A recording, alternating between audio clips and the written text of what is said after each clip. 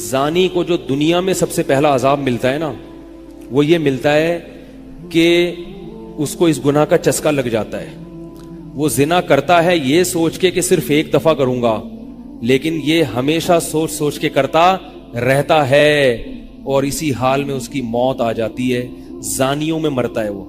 یہ بہت بڑی بھول ہے کہ میں ایک دفعہ گناہ کر لوں پھر توبہ کر لوں گا.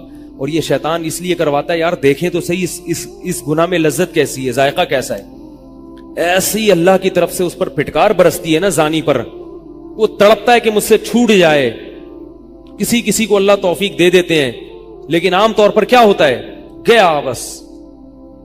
اتنا مشکل ہوتا ہے پھر اس کو اس دلدل سے نکلنا. اللہ کہتے ہیں اب گند میں منہ مارا ہے، گند میں رہو. اب گند کھایا ہے نا، اب گند کھایا تو اب گند میں رہو. پھر گندگی میں اس کو مزہ آتا ہے پھر وہ. اس لیے اللہ کا واسطہ جن لوگوں سے زنا نہیں ہوا، اللہ کا واسطہ کبھی بھی اس گناہ کے قریب مت پھٹکو. اللہ نے یہ نہیں کہا کہ زنا مت کرو، اللہ نے کہا وَلَا تَقْرَبُوا الزِّنَا، زنا کے قریب مت جاؤ. قریب کیسے قریب جاتا ہے انسان؟ آپ کے گھر میں کوئی رشتہ دار جوان لڑکی آ گئی ہے یونیورسٹی کی، کالج کی، آپ گھر سے باہر نکل جاؤ. بعض دفعہ ایسا ہوتا ہے، لوگ مجھے بتاتے ہیں کہ کوئی میری رشتہ دار خاتون آئی، جوان تھی، کزن تھی، گھر میں تھا، وہ اکیلی تھی، وہ آ گئی تو میری بڑی عجیب کنڈیشن ہو گئی، میں بہت پریشان ہو گیا، بہت مشکل سے بچا. میں ان سے کہتا ہوں آپ گھر سے نکلے کیوں نہیں؟ یہ تو آپ قریب تو چلے گئے نا. جب ایک جوان لڑکی آپ کے گھر میں آئی ہے، آپ کو اس وقت گھر میں نہیں ہونا چاہیے، نکل جاؤ وہاں سے. ایسے دور بھاگو زنا سے، اتنا دور بھاگو.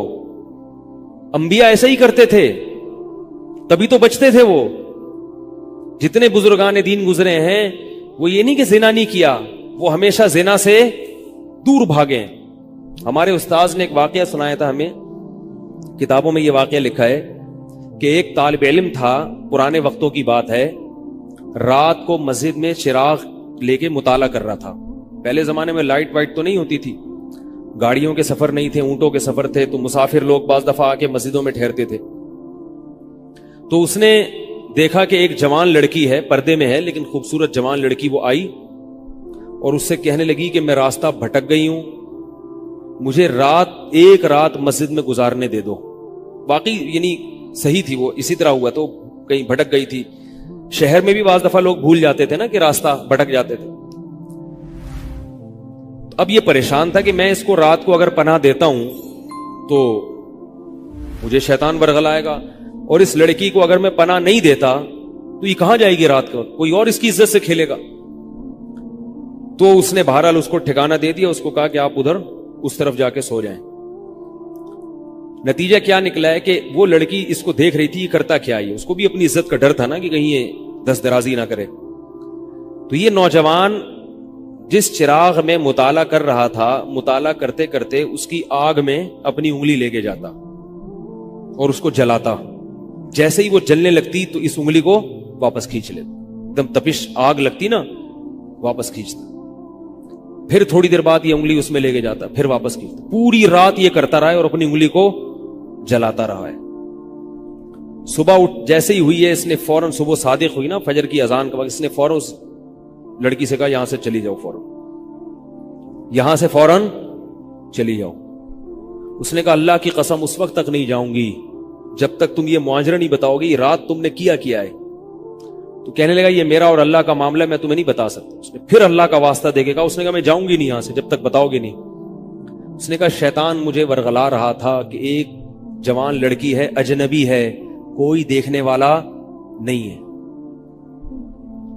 کوئی دیکھنے والا نہیں ہے، تو زنا کر لو اس سے، کوئی دیکھنے والا نہیں ہے.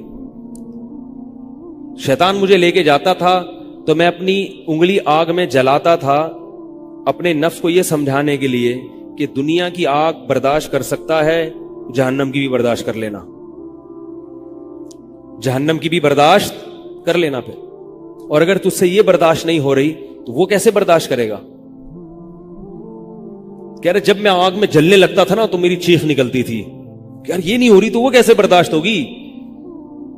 حدیث میں آتا ہے جہنم کی آگ دنیا کی آگ سے 70 گنا زیادہ گرم ہے، 70 گنا زیادہ گرم. جب نبی صلی اللہ علیہ وسلم نے صحابہ کو یہ بات بتائی ترمذی کی حدیث ہے کہ صحابہ کے سینے سے رونے کی ایسے آوازیں آنے لگی جیسے ہانڈی کھولتی ہے، ایسا روئے صحابہ، حالانکہ صحابہ گناہوں سے بچتے تھے، اتنا روئے ہیں کہ سینے کے جیسے ہانڈی کھول رہی ہوتی ہے ایسے ان کے سینے سے رونے کی آوازیں آئیں، اور عرض کیا واللہ انہا لکافیۃ یا رسول